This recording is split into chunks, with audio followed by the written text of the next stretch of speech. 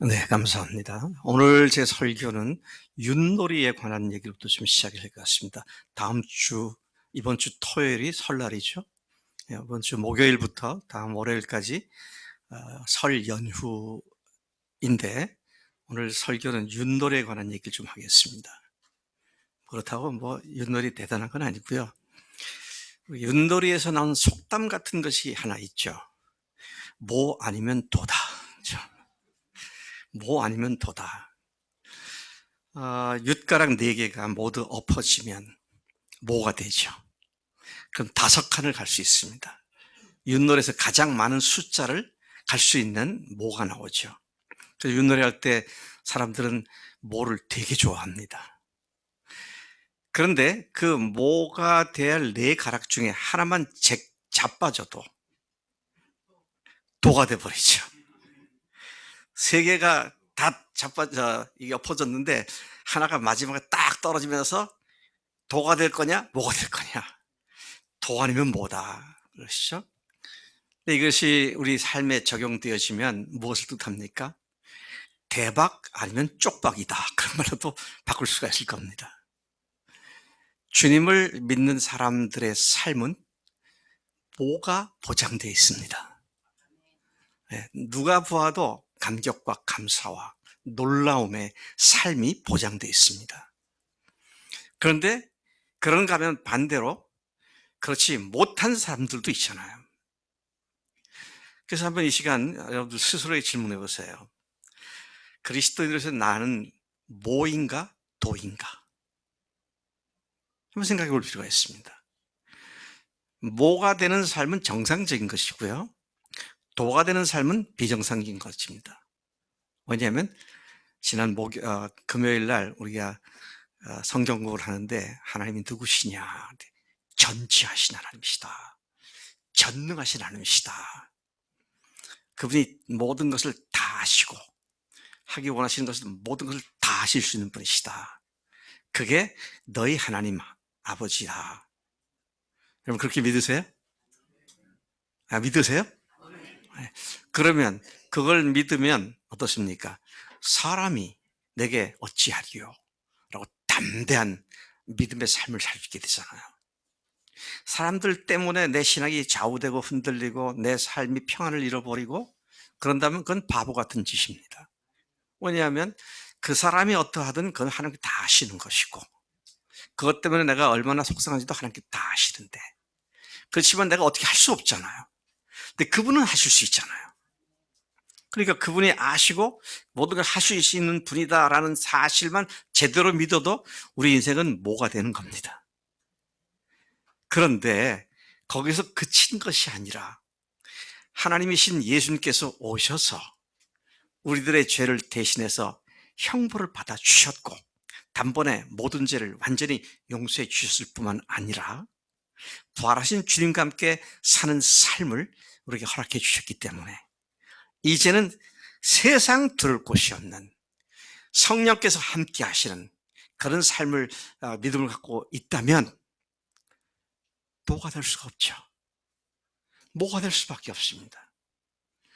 그런 의미에서 나는 어떤 유판에서 말하는 모인가 도인가 내 삶은 어떤 것인가 생각을 깊이 해봐야 합니다. 어떤 분들은 어떤 데는 내가 모가 됐다 어떤 데는 도가 된다 그렇게 생각하시는 분도 계실 거예요. 그것도 좋은 경험입니다만은 하나님은 항상 우리가 모가 되게 하셨지 도로 돌아가게 하시지 않으셨다는 것이죠.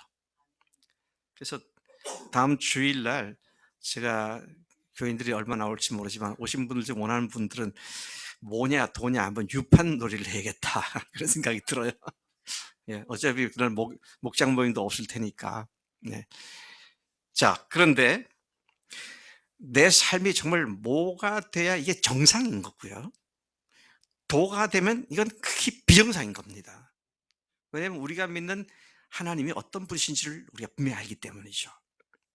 오늘 본문 말씀에서 주님께서는 그런 문제의 결정적 원인, 즉 뭐가 되느냐, 도가 되느냐 하는 것에 결정적인 단서를 우리에게 알려주십니다.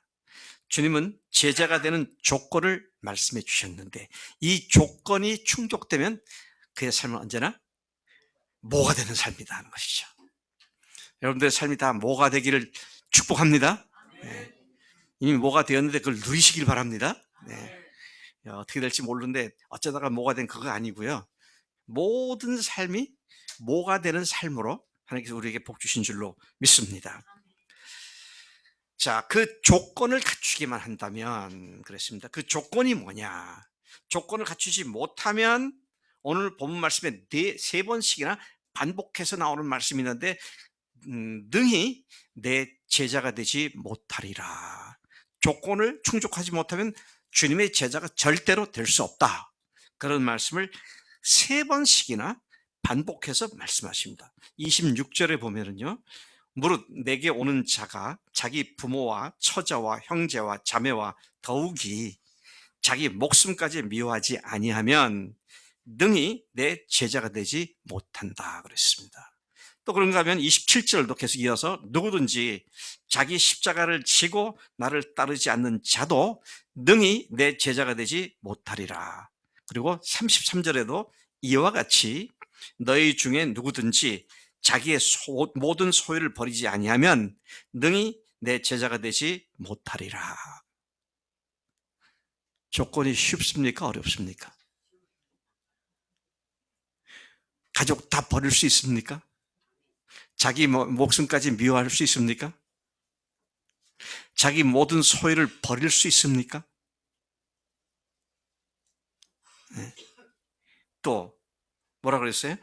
자기 십자가를 지고 나를 좇으라 그랬는데 내 십자가가 무엇이며 그것을 내가 질 수 있느냐? 어떻게 보면 불가능해 보는 것 같은 조건들입니다. 네? 우리들의 생각으로 보면은 아유 그렇게까지는 못하지.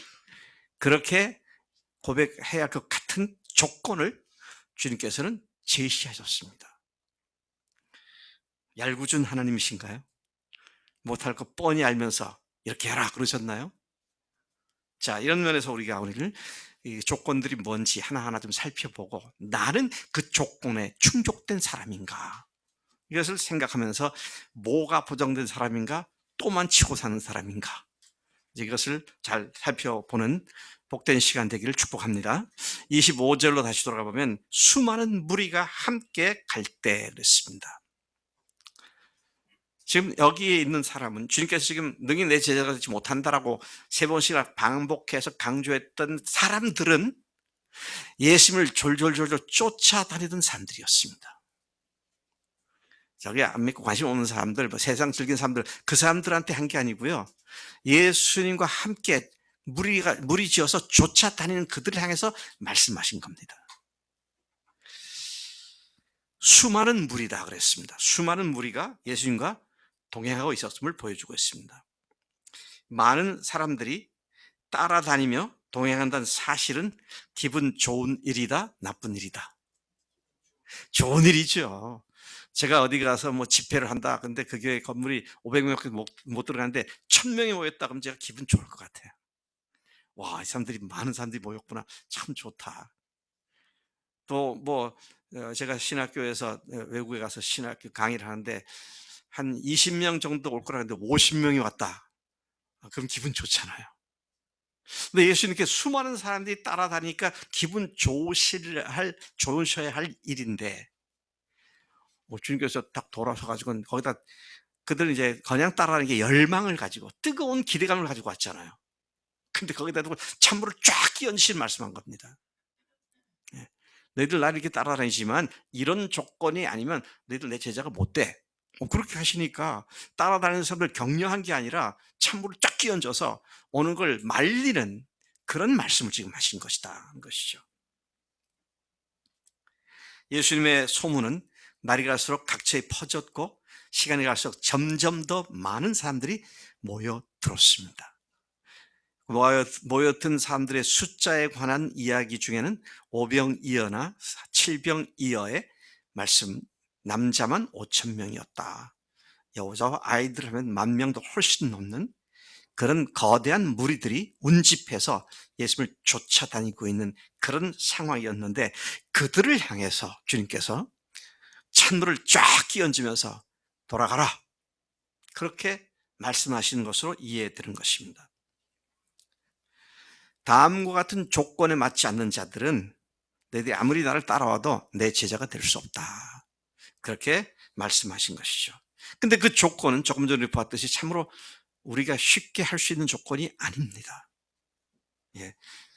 26절 다시 돌아가서 보면 무릇 내게 오는 자가 자기의 부모와 처자와 형제와 자매와 더욱이 자기 목숨까지 미워하지 않으면 능히 내 제자가 되지 못한다 그랬습니다.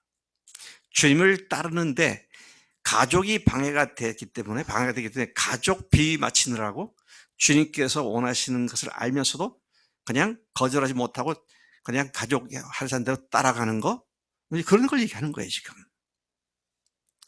그걸 갖다가 여기에서는 가족을 미워하지 아니하면 그렇게 표현하고 있는데 마태복음 5장에서는 가족을 버리지 아니하면 그렇게 말씀하시더라고요. 제가 늘 감사하게 얘기하는 거는 우리 교회도 많은 부부들이 계시잖아요. 그래서 제가 늘 그렇게 하잖아요. 부부들 중에 자기 아내를 나만큼 사랑할 사람이 있으면 나오라 그러라고 그러잖아요, 제가. 여러분 들으셨죠? 그래서 처음 들으셨어요? 여러분 들으셨죠? 네, 여러분 들으셨어요. 전 정말 그래요. 제가 제 아내를 사랑하는 만큼 사랑하는 사람이 있으면 나오라 그래. 저 그러고 싶어요. 그런데 저는 제 아내를 미워합니다. 제 아내를 주님 앞에서 포기했어요. 주님 앞에서 버렸습니다. 제가 어느 날 제 아내한테 그랬더니 제 아내가 피식 웃으면서 여보 나도 그래 당신 포기했어 라고 말한 제 아내가 얼마나 귀하게 보이는지, 이건 참 기가 막힌 하나님의 진리입니다.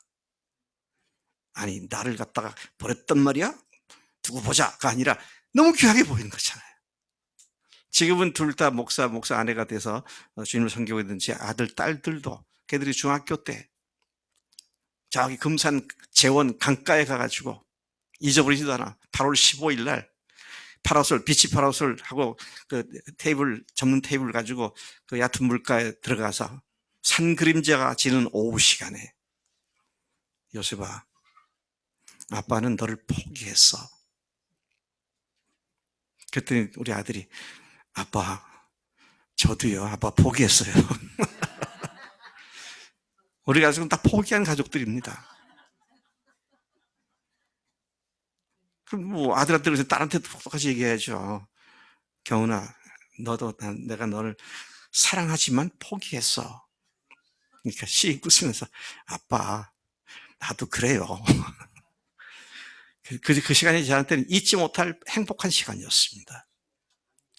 이거는요, 사람, 가족 관계를 끊어라, 뭐 이런 얘기가 아닙니다. 조금 이따가 제가 말씀드리겠지만 여기서 미워한다라고 하는 단어, 헬라어 단어는 미세이라는 단어인데요. 그 의미가 싫어한다, 감정적으로 막 이게 원리한다 그런 의미가 아닙니다. 다른 의미가 있어요. 그건 좀 이따 말씀드리도록 하겠습니다만은 이 말씀은 오늘 주께서 오늘 우리에게도 해당되는 말씀으로 주신 것이고요. 오늘 여기 이 예배당에서 예배를 드리고 있는 우리 모두에게 하신 말씀인 것입니다. 그 조건이 뭐라고요? 부모, 처자, 형제, 자매, 그리고 그 무엇보다도 먼저 자기 목숨을 미워하지 않으면 능히 나의 제자가 되지 못한다 그랬어요. 자기가 자기를 사랑하는 것을 포기하지 않으면 주님을 사랑할 수 없다. 그렇게 자기 목숨을 포기하는 사람이 가족도 포기할 수 있고요. 그런 사람이 정말로 주님의 제자가 될 수 있다. 오늘 분명하게 주님께서는 달리 해석할 여지가 없는 분명한 말씀을 주신 것이다 하는 것이죠. 다시 한번 질문 드려봅니다. 여러분, 가족을 미워하십니까? 아니, 속썩여갖고 미워하는 거 말고요. 네? 자식들이 속썩여서 미울 때가 있잖아요. 남편이 속썩이고 아내가 속썩이고 그래서 미워하는 거 말고요. 근원적으로 내 하나님 앞에서 나는 내 아내나 내 남편이나 내 자식이 하나님보다 앞설 수 없어. 이런 믿음의 고백을 하고 살아가느냐 하는 질문인 것이죠. 같은 얘기지만 다시 질문드립니다. 여러분은 여러분의 목숨을 미워하십니까? 죽지 못해 살기 때문에 미워하는 그거 말고요. 예, 정말 내가 산다는 나의 존재 자체가 얼마나 하나님 앞에서 더러운 죄인인지를 생각하면서 날 주님 앞에 나를 부인해버리는 그런 질문이라는 것이죠. 조금 전에 제가 헬라어 단어를 얘기했는데요. 미세이라고 하는 헬라어 단어는 미워하다 에 해당하는 단어인데, 그거는 감정적으로 누구에 대해서 싫어하고 보기 싫고 이런 게 아니고요. 조금 사랑한다, 조금 사랑한다 그 말이에요. 또는 덜 사랑한다 그런 말입니다. 그러니까 가족을 미워하지 않으면 그 말은 하나님을 가족보다 덜 사랑하면 그 말입니다. 가족을 갖다가 하나님을 갖다가 가족보다 조금 사랑하면 그런 의미를 갖고 있다는 것이죠. 상대적으로 다른 것보다 덜 귀히 여기는 표현이 사랑하지 않으면, 미워하지 않으면 이런 말이라는 것이죠. 자, 이것을 같은 내용이지만 마태복음, 우리가 지금 읽고 있는 것은 누가복음 14장인데 마태복음 19장 29절에 보면 주님께서 이렇게도 말씀하십니다. 또 내 이름을 위하여 집이나 형제나 자매나 부모나 자식이나 전토를 벌인 자마다, 거기서는 미워한다는 말을 버렸다라고 말하십니다. 또 앞에서는 우리가 포기했다라고 표현했지만 버린 자마다 여러 배를 받고 또 영생을 상속하라는 말씀이 바로 이 말씀을 뒷받침해 주고 있는 말씀인 것이죠. 그래서 여러분 다 버리셨어요? 버릴게요 하면 아직 안 버렸다는 얘기잖아요. 예, 이게 참 중요한 얘기입니다. 버린다는 말은 소유권을 내가 아니라 주님 거다 딱 내가 드리는 겁니다. 그분이 그분 것을 달라고 그럴 때 아까울 게 없죠. 그분 거니까. 그러면 신앙생활은 자유로워집니다. 근데 내 건데 달라고 하실 때 아까워. 그러니까 얼마큼 드릴까? 카운터에 와서 요것밖에 못 드리겠어. 이제 이렇게 더 이상 지나가면 난 어떻게 살아? 뭐 그러면서 이제 계산하게 되는데 그건 그게 내 거라고 생각하니까 그렇죠. 주님 거라고 생각하면 그런 계산이 없습니다. 주인님이 종 보고 내놓으라고 근데 뭐 주님 가져가세요. 그래야죠. 버린다는 말, 포기한다는 말, 미워한다는 말이 다 그런 의미를 갖고 있다는 것입니다. 오늘 우리가 읽었던 누가복음 14장 33절 뒷부분에 보면 이와 같이 너희 중에 누구든지 자기의 모든 소유를 버리지 아니하면, 모든 소유를 버리지 않으면 능히 내 제자가 되지 못하리라 그랬어요. 누구한테 물어봐야 되나? 박홍규 교사님, 이제 3월 1일이면 이사하죠? 3월 2일 날. 네. 주님께서 그거 내 거다, 나한테 내놔라 그러면 어떡하시겠어요? 네? 안수님장한테 물어봐야겠다. 안수님장은 어떡하겠어요? 당위성은 얘기를 하는데 실제 그런 일이 생기면 참 어렵죠. 네, 어렵습니다. 왜 어려워요? 네, 내 거로 생각하니까. 주님 거로 생각하지 않고 내 거로 생각하니까 어려운 거죠. 그런데 여러분, 몇백억을 가져도요, 몇백억 엄청난 돈 아닙니까? 말이 쉽지, 몇백억, 10억만 해도 굉장히 큰 돈인데 몇백억을 가졌다고 하더라도 어떻게 되면 그게 나한테는 아무 의미가 없어집니까? 죽으면 끝이에요. 아무것도 못 갖고 갑니다. 잠시 신탁을 해주신 거예요, 하나님께서. 이거를 사용해라. 근데 소유권은 내 거다. 그런 말이죠. 우리 임 집사님도 내년인가 후년인가 또 새 집으로 이사 가실 거잖아요. 예. 그 등기 이전을 누구 이름으로 해 놓으실 거예요?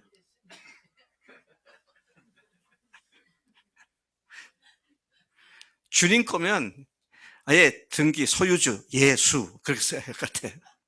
물론 법적으로는 그게 의미가 없기 때문에 그러니까 실체가 아니라고 생각하기 때문에 뭐 집사님 이름을 쓰겠지만 그러나 실제적인 소유권은 그분이시다. 그렇게 하면 우리는 가난하고 쩔쩔 굶게 됩니다. 그렇죠? 아무 상관없습니다. 주님이 쓰시라고 준 거니까. 근데 주님께서 이번에는 그걸 여기다 좀 써주면 좋겠다. 그러면 예, 주님 알겠습니다. 이게 너무 자유로운 삶이 되는 겁니다. 이거 내가 어떻게 피땀 흘려가면서 번 돈인데 뭐 이러면 못 되죠. 근데 기회를 주시고 능력을 주시고 그것들 할 수 있도록 건강도 주셔서 하게 하셔서 벌게 하신 것이 주님께서 주신 모든 기회로 주님 것을 나에게 맡기셨구나. 이 소유욕, 이제 소유의 그 관념, 이것이 주님께로 바뀌지 않으면 정말 주님 앞에 제자가 될 수 없다. 그런 말씀을 하고 있는 겁니다. 복을 받을 수 없다. 이 말 아닙니다. 복을 받을 수 없다가 아니라 아예 제자가 될 수 없다 그러셨어요. 자, 그런 의미에서 사람들도 빠져나가는 궁리를 합니다. 이 말에서. 그래. 나는 제자까지는 안 되고 그저 믿고 구원받는 사람이면 돼. 라고 하는데 천만의 말씀입니다. 신약성경을 잘 보면은요. 예수 믿는 사람을 처음에는 제자라 그랬어요. 네? 처음에 제자라 그랬다가 믿음을 성장하니까 그리스도인이라고 부른 겁니다. 그러니까 제자란 예수 믿는 사람을 얘기하는 거예요. 그러니까 내 소유권을 주님께 내어드리지 않으면 그분의 제자가 될 수 없다고 그랬습니다. 뭐에 대한 소유권? 재물, 가족, 심지어 자기 목숨까지도. 우리 구본산 형제께서 나와서 너무 내가 마음에 아돌란일이 막 올라가고 있어요. 너무 좋아서. 네. 네. 근데 주님께서 오늘 밤에 와라 그러면 우리는 가야 되잖아요. 아무것도 없어요 우리한테는. 참 그런 의미에서 우리 인생이 착각을 하고 살아요. 천년만년 살고처럼 움켜쥐고 산다고요. 이게 움켜진 손하고 편손하고, 그래서 주님께서 편손에다가 이걸 놔주시다가 야 이제 그거 내놔라 내드리면 또 이렇게 좋은 볼펜도 주시다가 그것도 내놔라 그럼 내놓죠. 저 이거 비싼 거예요. 제가 선물 받은 건데 요즘 한 40만 원 갈걸요? 몽블랑 그죠? 근데 이거 내려놓고는 됐다. 지갑채 가져라. 근데 이건 너무 좋으니까 딱 쥐고 주님께 주시려는데 받을 손이 없어. 이걸 내려놔야 받잖아요. 얼마나 사탄이 우리를 속이는지 가장 좋은 것을 못 받게. 그래서 뭐가 되는 삶을 살지 못하고 항상 또를 치는 삶이 되도록 막 이런 놈이 그렇게 우리를 공격한다는 것입니다. 여러분 여기 지금 이 사람들이 예수님을 많은 사람들이 따르고 있었다 그랬습니다. 예수님을 왜 이 사람들이 따랐을까요? 아마 그것은 그분의 소문이 나기를 뭐 병든 자도 고쳐주시고 뭐 아무것도 없는 데서 물고기 2마리하고 보리떡 5개를 가지고 5천 명 이상을 먹이고 남겼다고도 하고 이런 능력을 행하는 이분이 이스라엘의 왕으로 등극해서 이스라엘을 로마를 물리치고 먹고 사는 문제를 완전히 해결해 줄 정치적, 경제적 또 외교적 메시아구나. 큰 기대를 갖고 쫓았습니다. 근데 주님은 그런 분이 아니시잖아요. 온 인류를 구원하신 하나님으로 오셨는데 엉뚱한 기대를 하니까 주님께서 찬물을 쫙 끼얹으신 거죠. 내가 너희들에게 와서 허락해 주시고 또 너희들로 하여금 그렇게 살게 하는 것은 이 세상 것이 아니라 하나님의 영원한 나라가 이루어지고 영원한 나라에 연속적으로 누려지는 그 하늘의 복을 누리게 하기 위해서 온 것인데, 그러려면 너희들 모든 것들 다 포기해야 된다. 그러려면, 그런 나의 제자가 되려면 모든 걸 포기해야 된다. 모든 걸 버려야 된다. 모든 것을 미워해야 된다. 같은 표현을 다양하게 제가 우리말로 표현되어 있습니다만은 그렇게 말씀하신 것이죠. 그러면서 주님께서 27절에 보니까 누구든지 자기 십자가를 지고 나를 따르지 않는 자도 능히 내 제자가 되지 못하리라. 제가 이 말씀을 묵상하다가 깜짝 놀랐어요. 자기 십자가를 지고 예수님을 따른단 말이 무슨 뜻일까? 근데 지금까지 그동안 많이 들어왔고 저도 그렇게 설명했던 거는 자기에게 주어진 과업이나 사명을 제대로 감당하려면 고통과 고난과 어려움이 있으니 그런 고통과 고난을 담당하면서 십자가를 져야 된다. 그렇게 많이 들어왔고 저도 그렇게 말했었어요. 근데 제가 어제 이 설교를 준비하다가 그렇게 이 말씀을 해석할 근거가 뭔가? 그렇게 해석할 수 있는 근거가 도대체 뭔가? 가만 보니까 십자가, 고통, 고난. 그러니까 예수님이 십자가를 지셔서 우리 고통을 받으셔서 우리를 구원하셨으니까 우리도 우리에게 주신 사명을 고통을 감수하면서 하게 되면 하나님께서 그 놀라운 일을 행하실 것이다. 이것이 해석의 근거더라고요. 가만 보니까. 근데 저는 어제 말씀을 보면서 그 말보다는 이 해석이 더 옳겠구나라고 하는 것이 십자가를 진단 말은 뭡니까? 예수님과 함께 십자가에 내가 못 박혀 죽고 그분과 함께 새로운 생으로 다시 태어난 사람들. 그래서 이제부터는 나는 죽었기 때문에 누가 내 안에 살아계십니까? 예수님이 살아계셔서 그분이 내 속에서 살아 역사하시는 그 삶을 갖고 나아갈 때 아까 보았던 불가능해 보이는 것들도 얼마든지 기쁨과 즐거움으로 감당할 수 있게 된다는 얘기죠. 여러분, 예수님과 함께 죽으셨습니까?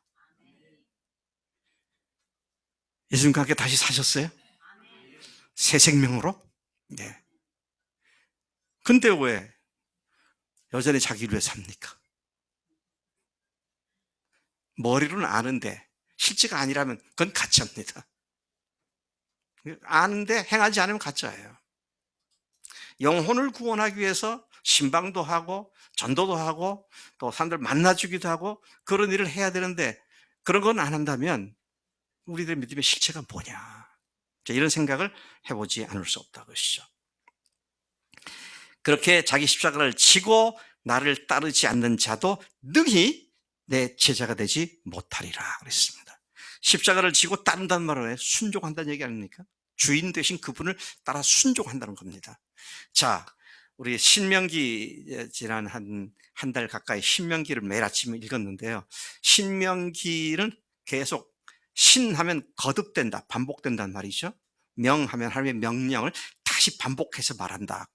그렇게 쓰여진 책이다. 그런 의미입니다. 그래서 우리가 신당부한다. 거듭거듭 당부한다는 신당부한다 그러죠. 근데 신명기의 주제를 보면 기, 승, 전, 그 다음 뭐예요? 순종입니다. 기승전 순종. 기승전 순종. 하나님 그 십자가를 지고 예수님과 함께 내가 죽은 자고 이제는 그분을 주님을 따르는 자로서 그분이 하신 말씀 무조건 순종하는 그 삶이 오늘 말씀하신 대로 제자의 삶을 가능하게 해준다는 것이죠. 새벽에 잘 일어나지 못해. 왜? 그 전날 밤늦게까지 TV를 보고 뭐죠? 동영상을 보고 하니까. 그거 안 하려면 어떻게 해야 돼요? 밤 2시까지 3시까지 보고 5시 일어날 수 있습니까? 못 하잖아요. 그러면 그거 안 하고 제대로 일어나려면 어떻게 해야 돼요? 10시에 자면 되죠. 근데 그건 안 해. 왜? 동영상 보기 재밌으니까.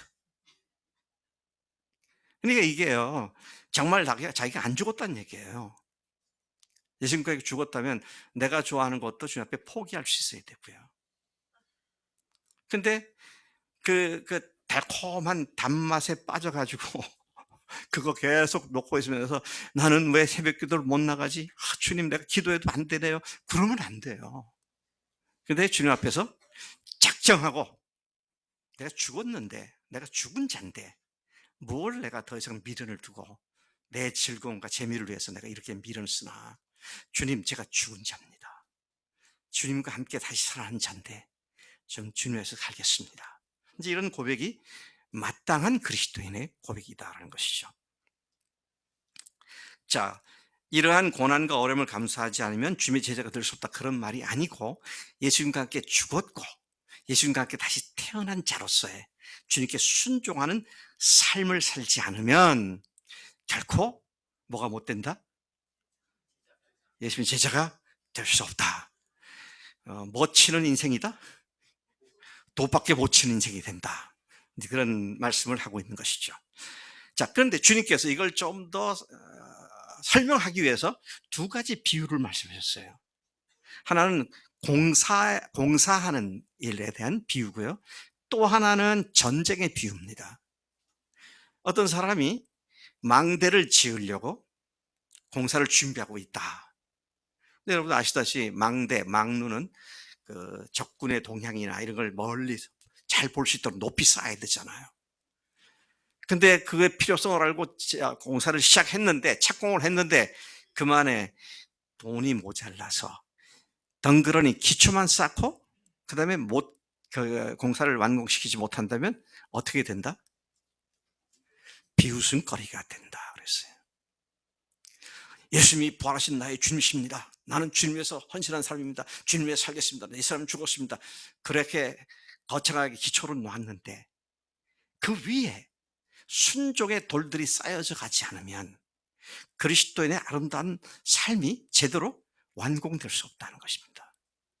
주님께서 지금 망대를 비유했는데 바로 이것이죠. 네 모든 것을 다 총동원해 가지고 네가 봉사에 필요한 비용이 얼마인데 내가 지금 얼마큼 가게 되는지를 잘 살펴서 이렇게 하면 되겠구나, 이 정도면 되겠구나 하면 공사를 해야 되는데, 무조건 하고 나서 뒷감당이 안 된다면 비웃음거리가 그게 되지 않는다. 그런 말씀하십니다.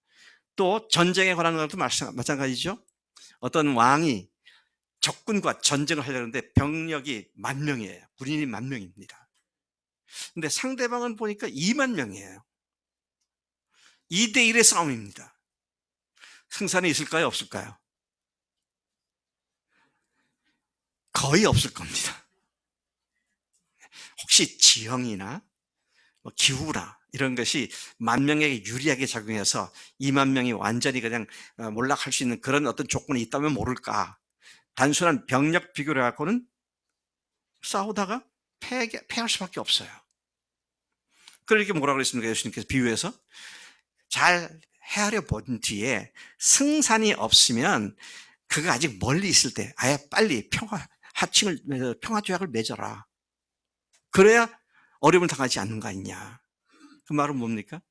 전쟁을 하는데 이 인원들은 앞으로 이런 걸 위해서 전쟁 나가면 안 되겠고, 이 인원들은 또 이런 일을 해야 되니까 나가면 안 되겠고, 이 사람들도 이래서 전쟁 빼야 되고, 그래서 가용 인원이 10,000명밖에 안 되구나. 그렇게 하면 승산이 없다는 얘기예요.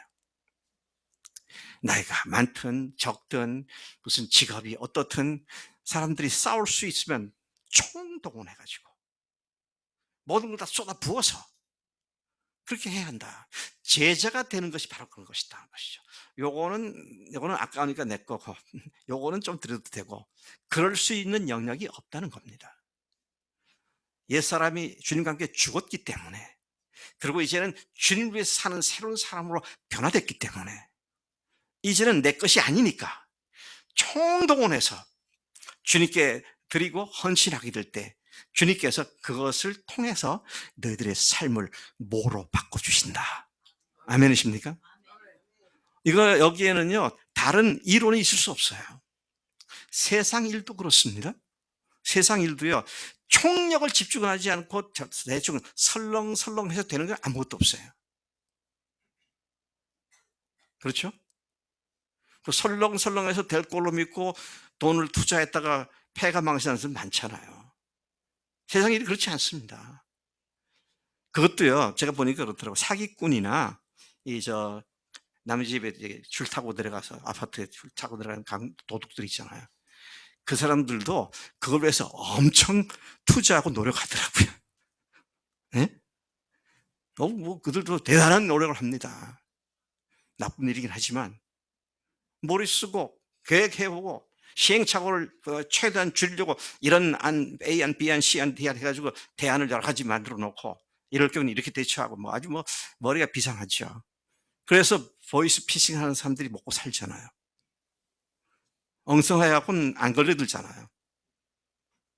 제가 그들이 잘한다는 얘기가 아니라 악한 일도 총력 질주를 해야 거기서 뭔가 얻어먹는 일이 있다는 거잖아요.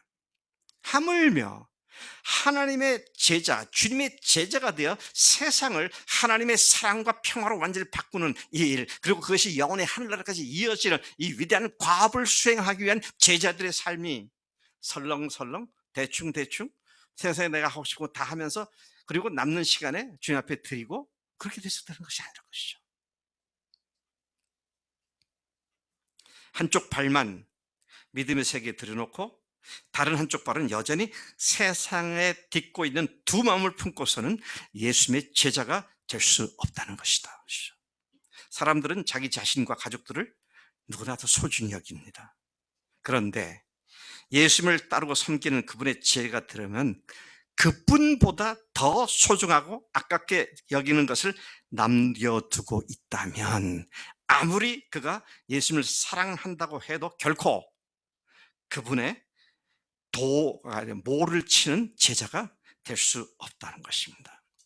예수님은 단순한 한 인간이 아니라 누구세요? 그분이 창조주 하나님이십니다. 우리를 위해서 대신 십자가에서 대신 형벌을 받아주신 하나님이십니다. 그리고 부활하심으로 그분이 하나님께서 그렇게 하심을 확증해 주신 우리의 주님이시고 하나님이십니다. 예수님의 제자가 되려면 먼저 포기해야 할 것들을 따져보라는 말입니다. 계산해보라 라고 하는 것은 포기할 것을 따져보라는 것이죠. 자기 목숨도 따져보고 자기 가족도 따져보고 자기 소유도 따져보고 자기의 삶의 목적도 따져보라는 말입니다. 자기 목적, 삶의 목적 따져보세요. 뭐 있습니까? 없어요. 잘 먹고 잘 사는 거? 그건 목적이라고 할 수 없어요. 그건 본능적인 것이죠. 또 가족을 생각한다. 가족도요. 자식들을 키울 때 잘 돌봐줄 책임이 부모에게 있지만 성인이 되면 완전 하나의 독립체입니다. 가족한테 자녀들한테 기댈 수도 없어요. 기대도 안 되고요. 자, 이런 것들은 모두 다 하나님께서 각자의 몫으로 주신 것인데, 자, 그런 것을 하나님께 완전히 내어 맡겨버려야 그분이 그런 모든 주관하시게 된다. 그러면 그런 삶은 어떻게 돼? 모를 치는 인생이 된다는 것이죠. 무조건 믿는다고 했다가 뒷감당을 못하면 어떻게 된다? 사람들의 우스갯거리가 된다는 것입니다. 비웃음거리가 된다. 그래서 하나님은 이렇게 전심전력해서 그분께 모든 것을 다 드리고 네 것을 다 포기해라, 이 말씀을 예수님께서 2000년 전에 오셔가지고 얄궂게 이렇게 험하고 어려운 조건을 제시했구나가 아닙니다. 창세기부터 처음부터 하나님께서는 하나님을 그렇게 사랑하라고 했어요. 그렇게 섬기라고 했습니다. 한 번은 율법사가 예수님께 와서 계명 중 어느 계명이 큽니까? 라고 할 때 주님께서 뭐라고 하셨어요? 내 마음을 다하고 뜻을 다하고 힘을 다하고 목숨을 다하여 주 너의 하나님을 사랑하라 하셨으니 이것이 크고 첫째 되는 계명이다. 주님께서는 적당히 하라고, 하나님을 섬기는 일을 적당히 알아서 하라고 하신 적이 없습니다. 구약부터 창세기부터 요한계시록까지 일관되게 말씀하시는 거예요. 근데 그것을 좀 더 풀어서 설명하는 것이 예수님이시죠. 자, 그런 의미에서 저나 여러분이나 한 순례자의 삶을 살고 있는 자들이잖아요. 우리가 어떤 삶을 사느냐 하는 것이 공동체에서 서로에게 어떤 영향을 주고받느냐. 그래서 공동체가 함께 성장하고 생활을 하게 되는 것인데, 한 사람 한 사람이 주님의 제자가 되는 이 계산을 제대로 했을 때에 주님께서 마음껏 쓰실 수 있는 인생이 될 수 있다는 것입니다. 자, 주님께서는 이 말씀하시면서 굉장히 심각한 경고를 하셨습니다. 뭐라고 하셨습니까? 소금이 맛을 잃으면 길에 버리워 밟힐 뿐이다 그랬습니다. 주님은 세상의 주님의 제자는 세상의 소금입니다. 주님께서 한 번도 이렇게 하신 적이 없어요. 너희들은 믿음이 성장해서 소금이 되라. 그런 말씀 하셨어요. 뭐라고 하셨습니까? 너희는 세상의 소금이다. 선포를 하셨습니다. 예수님을 주인으로 모시는 순간 하나님께서 우리를 세상의 소금으로 변화시켜 주셨어요. 그러니 이제는 소금 역할을 제대로 해라. 그 말씀하는데 그걸 하지 못하고 소금이 맛을 잃으면 그 결과가 어떻게 된 줄 아느냐? 버리워져서, 길에 버려져서 사람들에게 짓밟힐 뿐이다. 그렇게 말씀을 하시는 것이죠. 너는 세상의 소금이니, 마태복음 5장 13절입니다.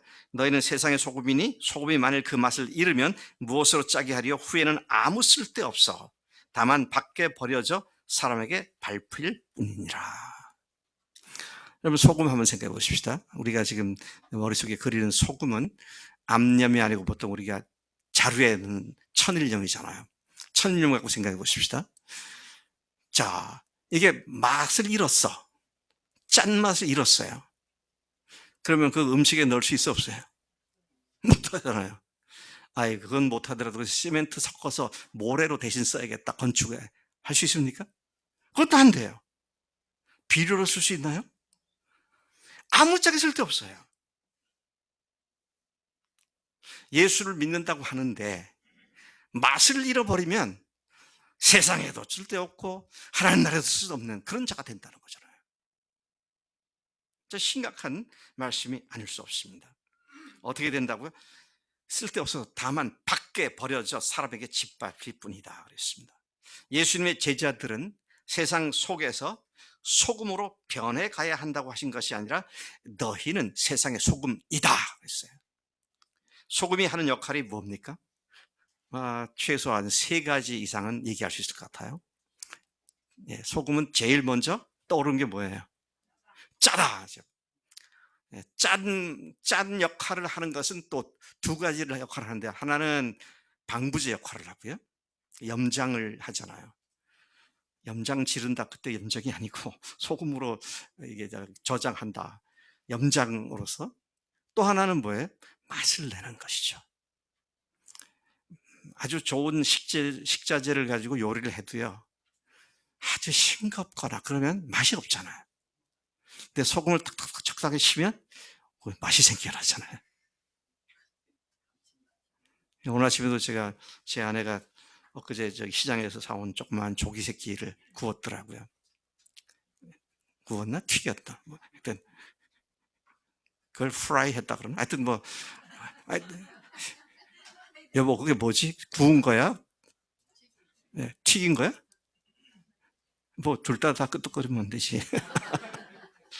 손바닥만 한 건데, 아이고, 그래도 살이 좀 있더라고, 조기 새끼인데도.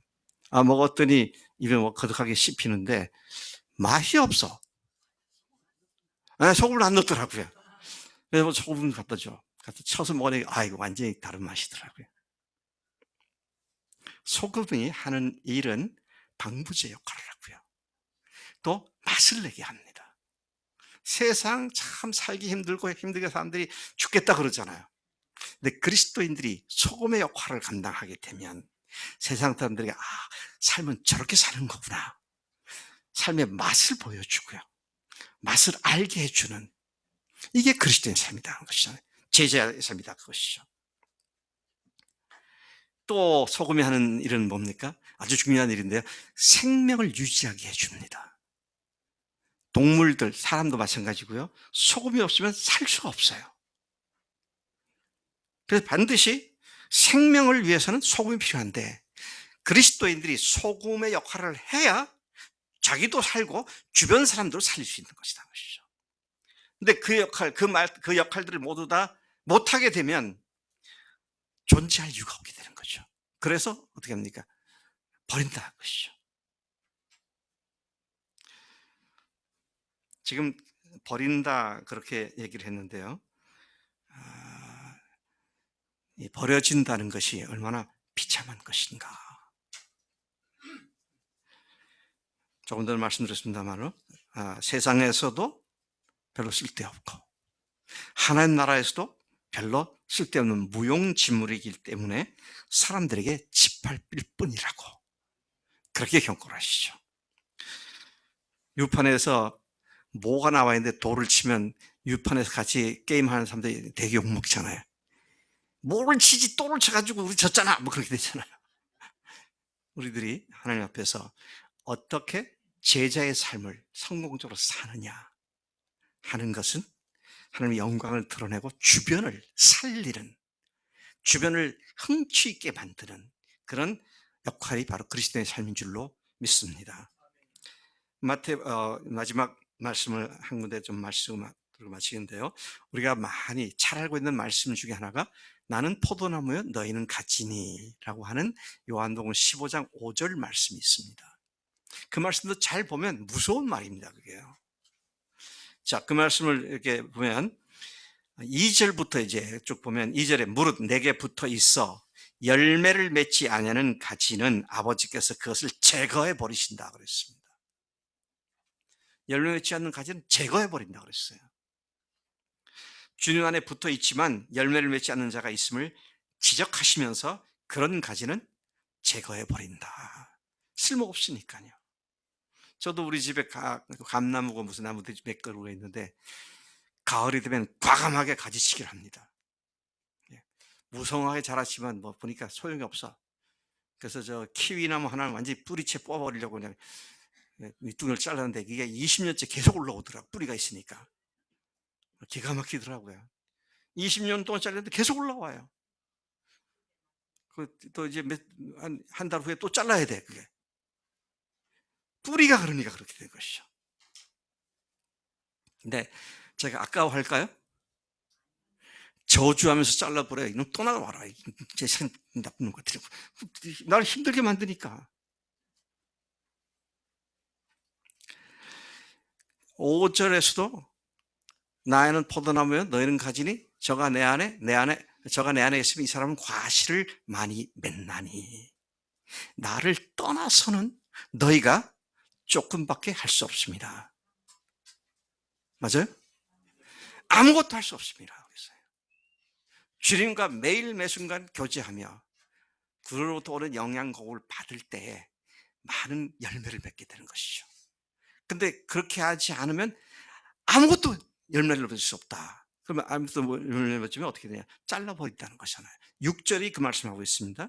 6절 요한복음 15장 6절입니다. 사람이 내 안에 거하지 아니하면 가지처럼 밖에 버려져 마르나니 사람들이 그것을 모아다가 불에 던져 사르느니라. 다 불태워버린다는 거잖아요. 소금의 역할은 생명을 유지하게 하고 소금의 역할은 맛을 내며 소금의 역할은 썩지 않게 합니다. 그 역할을 하지 못하면 세상에서도 하나님 나라에서도 쓸데없어 길에 버려져 온갖 사람들에게 짓밟힌다고 경고하십니다. 자기 소유, 자기 가족, 자기 목숨까지 버리지 않고서는 미워하지 않고서는 주님의 제자가 될 수 없습니다. 여러분은 모든 것을 버리셨습니까?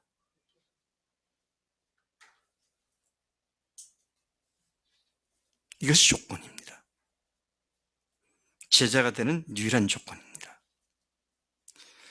예수님을 주님으로 하나님으로 모신 당신의 삶은 뭐입니까? 도입니까? 뭐의 삶을 사는 사람은 스스로가 알아요. 오 주님, 내 영혼의 잔이 넘치나이다. 그렇지 못한 사람은 오 주님, 제 영혼의 잔에 빵꾸가 났나이다. 은혜를 받을 땐 받은 것한테 돌아서면 아무것도 남는 거 없어요. 다 쏟아버리고. 주님께서는 우리에게 진정한 주님의 제자가 되는 조건을 분명하게 말씀해 주셨습니다. 이 일에 하나님과 흥정하지 마시고요.